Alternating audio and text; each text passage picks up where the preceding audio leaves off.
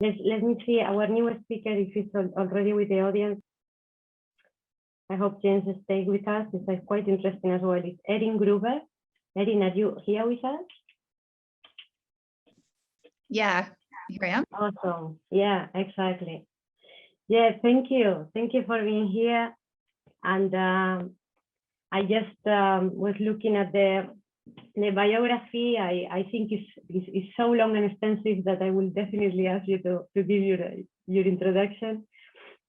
So I have here the concept of the merging of social banking and DeFi in Africa. And Erin is gonna just give us a presentation, and she's got plenty of experience in blockchain, but before as well, very impressive career. So please feel free to introduce yourself, and looking forward to what you have to share with us. Okay, thank you very much. I appreciate it. So thanks everyone for welcoming me.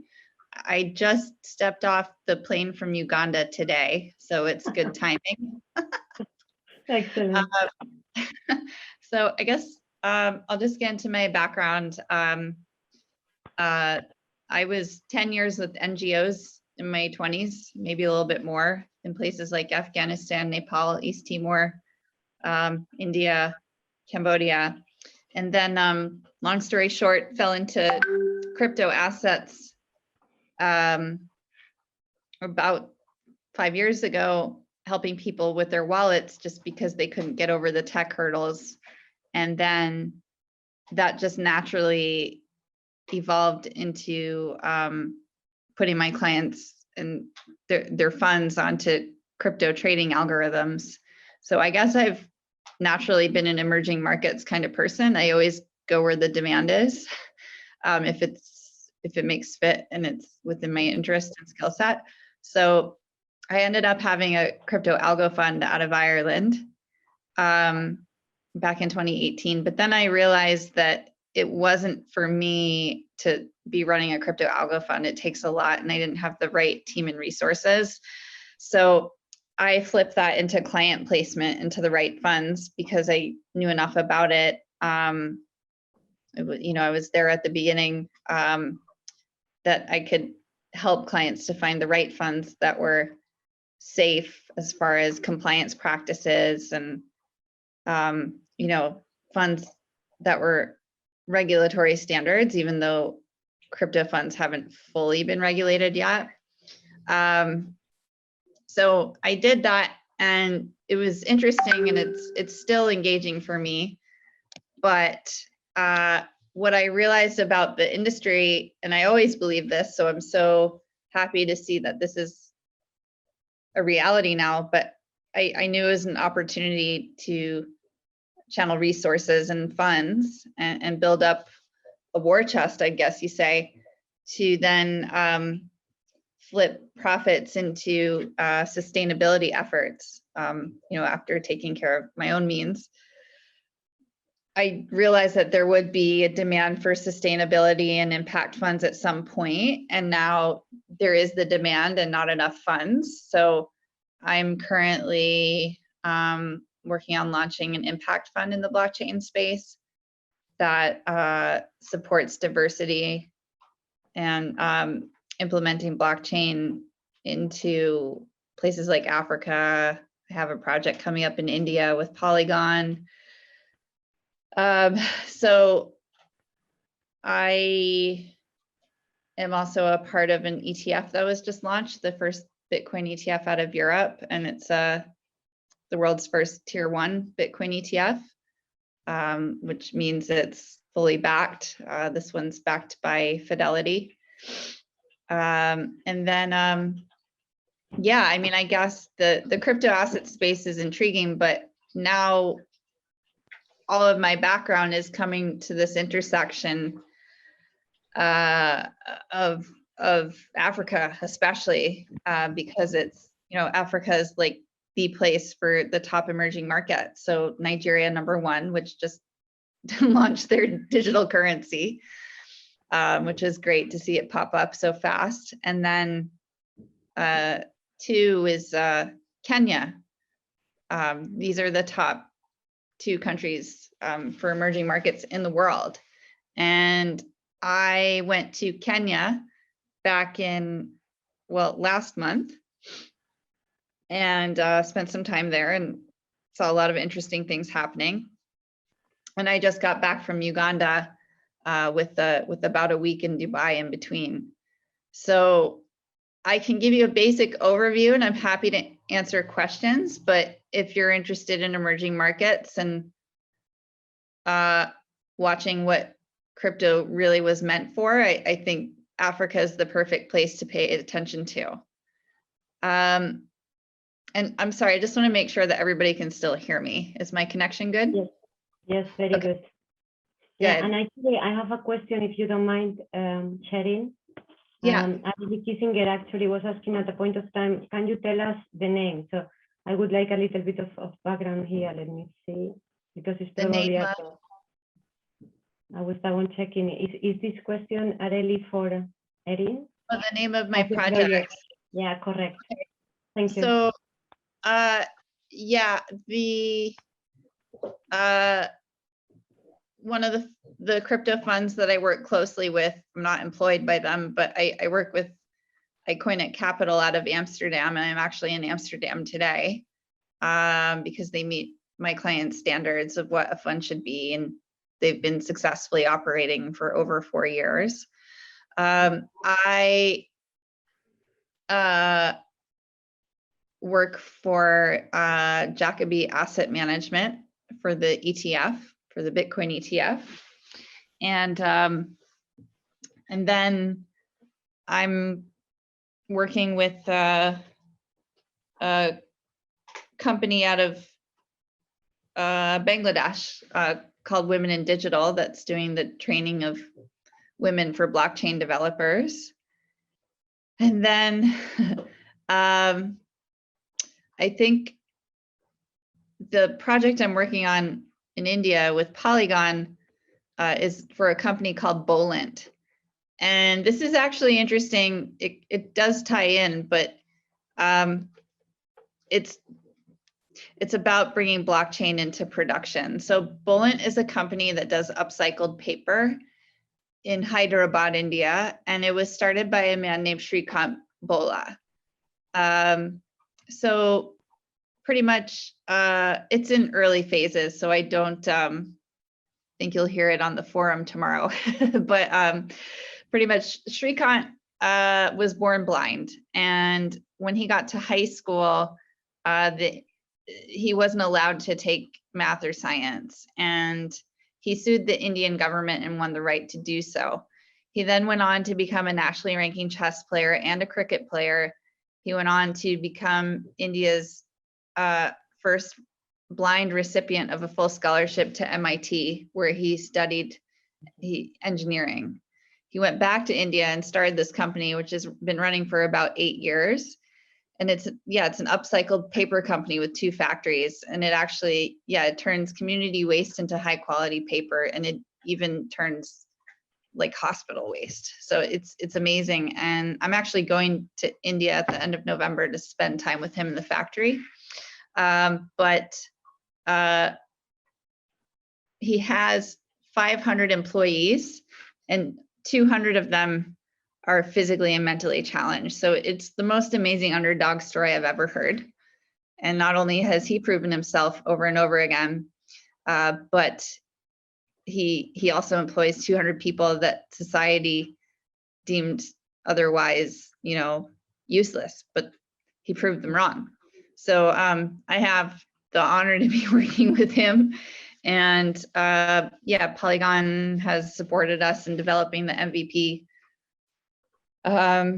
for putting his operations onto supply chain. So that's why I'm going over there to continue the project. And then we're going to tokenize his production. And I'm doing what I can to support what does blockchain look like now that we're starting to mature as an industry. Like, what does this really look like in society? But getting back to Africa, Bye, Josephine. Getting back to Africa, what I noticed there is blockchain for supply chain, the demand is huge.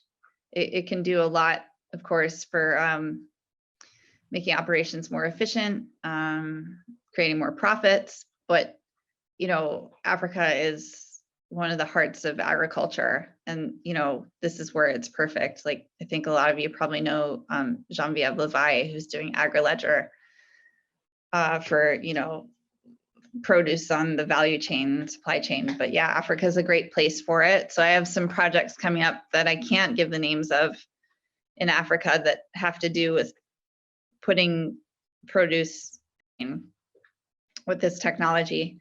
And it's, yeah, it's revolutionary, and just the right mix of projects can even be a few. If you have the right people involved, they can change things overnight in Africa. And that's what's really exciting for me, is that I don't think that it will take long to change Africa, because Africa is already changing so fast as far as technology and finance is concerned.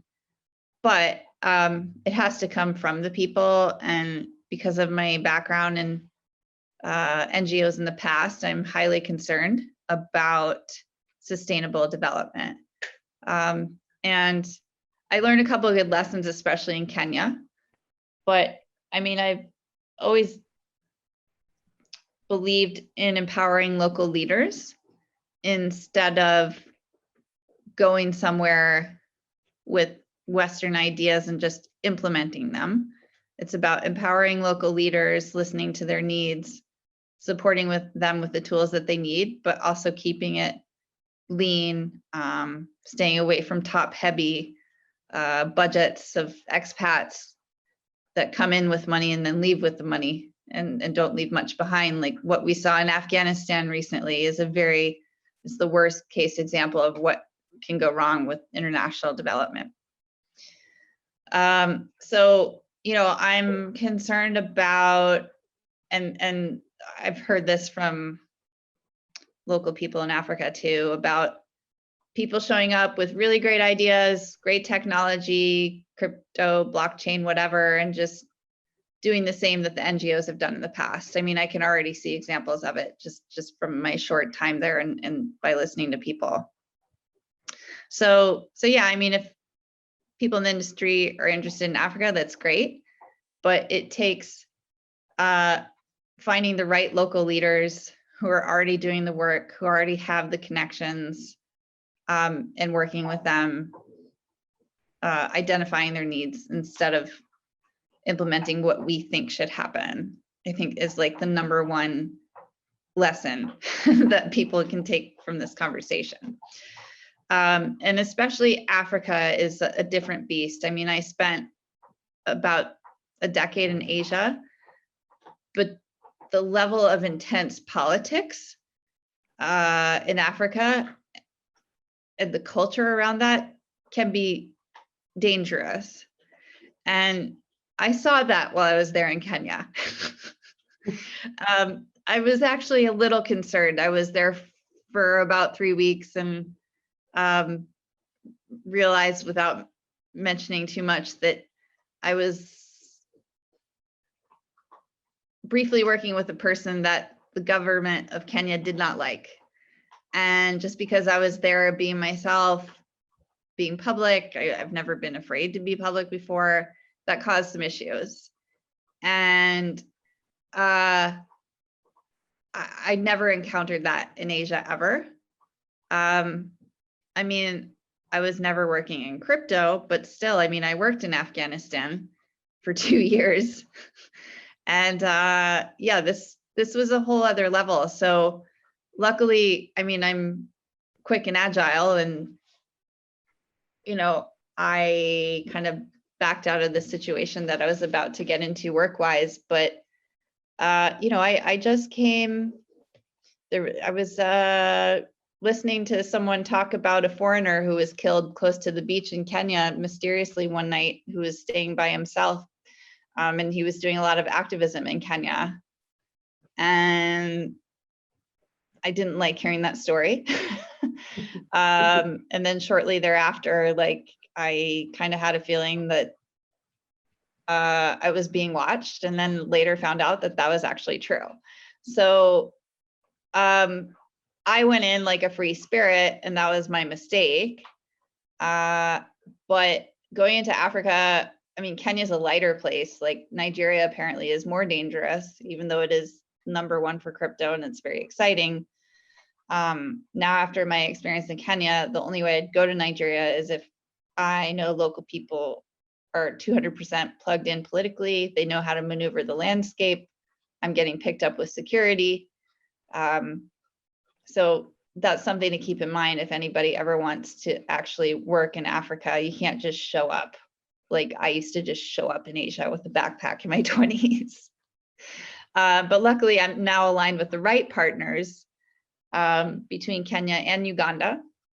And what's exciting, the exciting piece, now that we've gotten past the warning, is that Africa has been doing what we now call DeFi for thousands of years.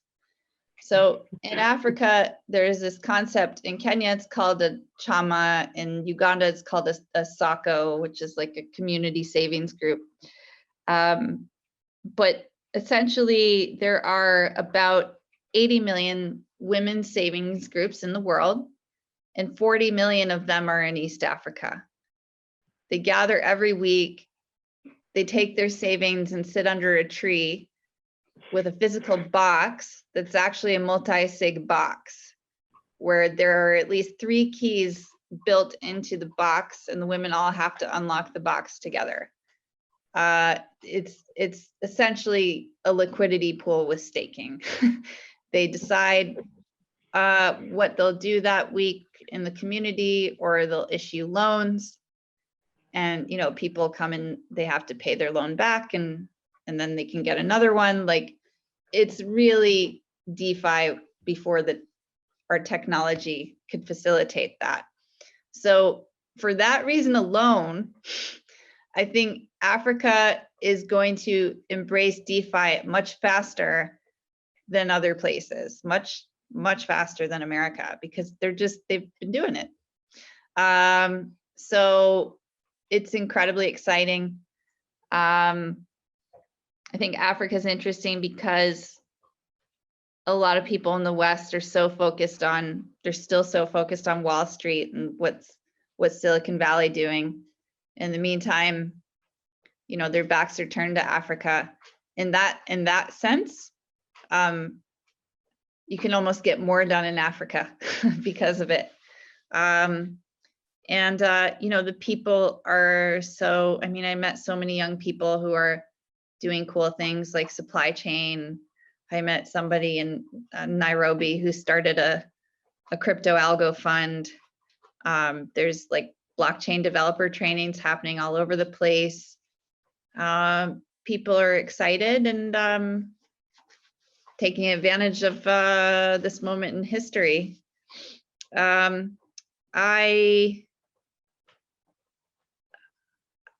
guess I think one of the biggest outcomes that we'll probably see is that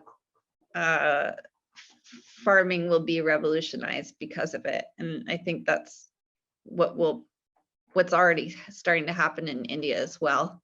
But I'm also very much looking forward to this opportunity that people at the bottom of the pyramid are now having this opportunity to access finance in a way that they didn't before. So one of Africa's biggest problems is that the loans are criminally expensive. So I saw numbers like 500% APR.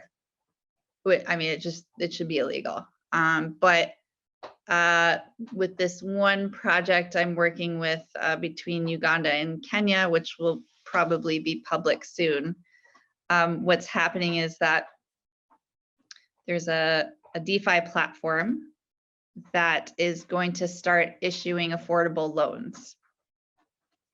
And the platform at the same time is going to start helping people. It's already a platform with 1 million people, and it's going to start helping them to build credit. So just issuing $10 loans and giving them a period of time to pay the loan back and to start building that way. And Africa really needs that. That is probably one of the biggest issues. So yeah, I mean, it's an incredibly exciting time. Like, I honestly have never seen anything like it for an emerging market. And I've been traveling the world for 20 years, watching emerging markets around me all the time. But this is something of a whole different level. And I truly believe that Africa is going to be the third wave of our human technology boom. I mean, the last wave being like the Googles and the Facebooks and all that of the world. I think Africa is going to be an amazing story looking back 8 to 10 years from now. I think they're really going to come out on top, and a lot of people will be surprised and wonder why they didn't realize it was happening. So as an American, Americans have a lot to learn from Africa as far as fintech and just finance in general. Like in America, we don't have saving circles. We, as a culture, we were not taught to save, and it's ridiculous. And I can see why America is in the place that it is right now. But yeah, we could really learn a lot from Africa. So that's my tangent. There's a lot, and I'm still processing what I saw, because like I was literally on a plane that just landed this morning from Uganda. But I'm happy to take questions or just feedback. Yeah, this is amazing. I haven't seen any more questions coming, but I have so many. So I'm happy to share them. One of the things I wanted to ask is, I had the experience that you shared about the culture of Africa, because I was in South Africa and they explained through fintech what they were doing in 2018. And I found that quite fascinating. So in a way, I can see what you are discovering. My question for you is, like, you talk about 2 or 3 countries, like you kind of touch on it, but I would like you to kind of wrap it up, if you don't mind, a bit clearer.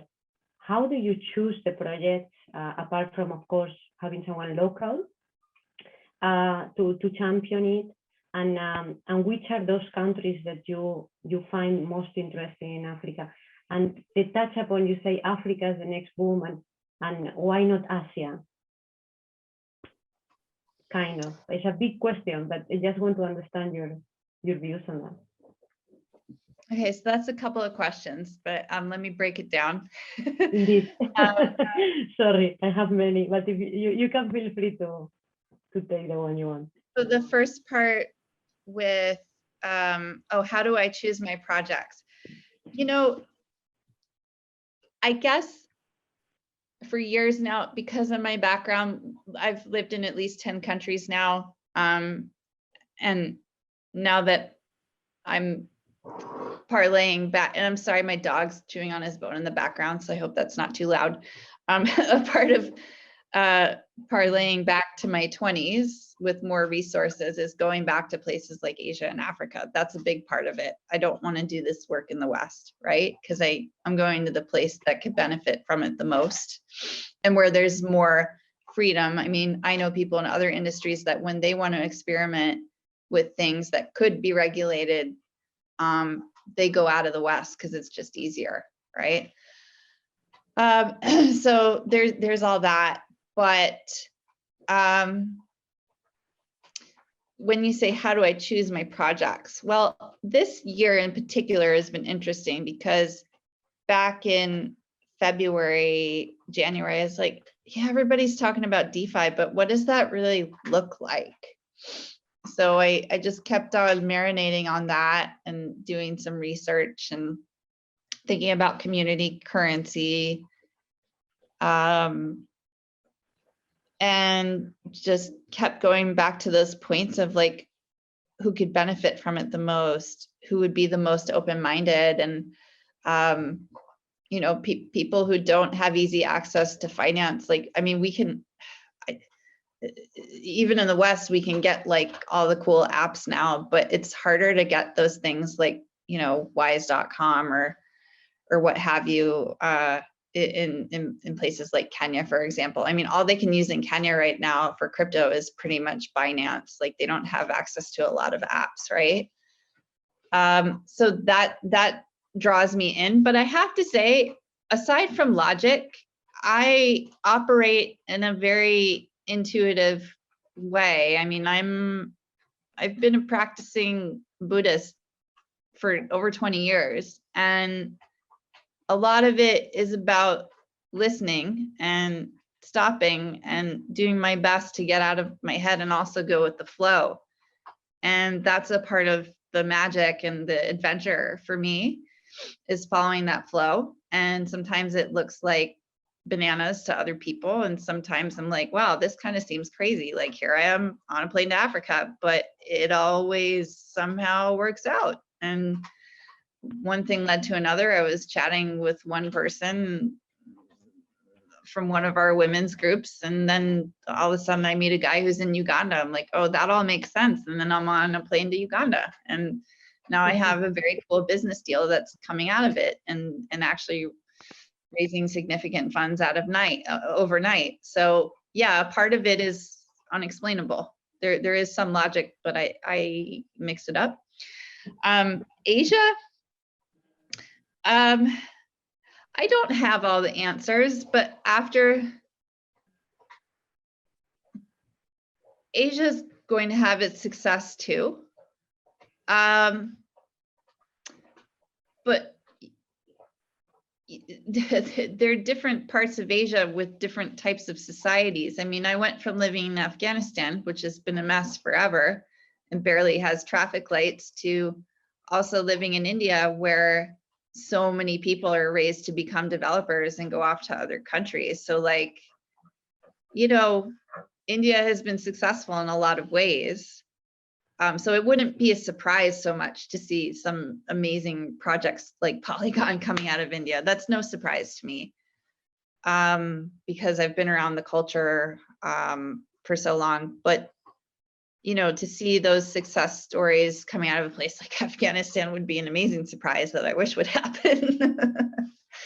But yeah, it kind of depends on the place in Asia. And Africa is still a huge mystery for me because I haven't traveled around a lot of it. But what I'm getting is that Africa is like a lot of these kind of not untouched places, but harder for us to go into, like the Congo.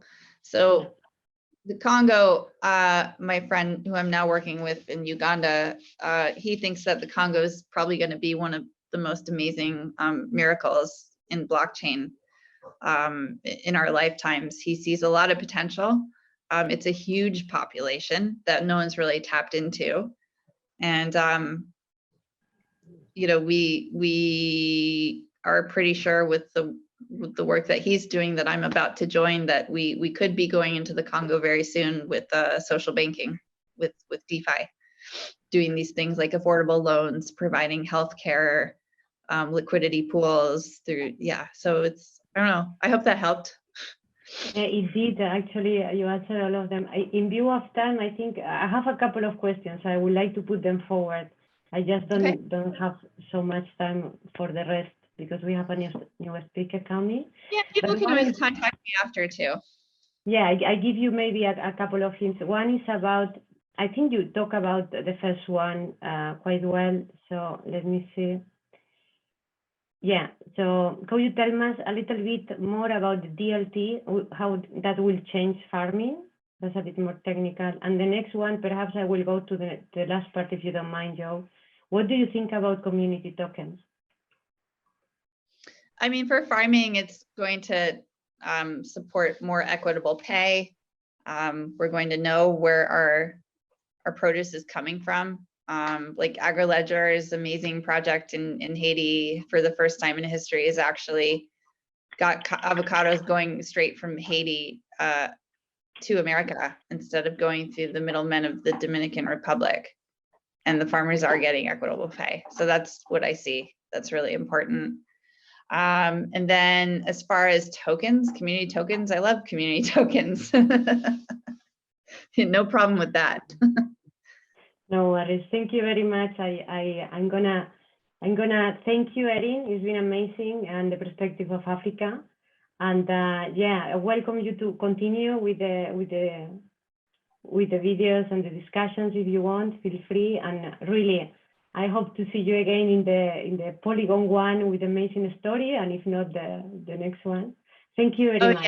Yeah, there's more from that Polygon story, but you'll know about it publicly one of these days, but it's going to take some time. We're doing something pretty cool, and it's not an overnight thing.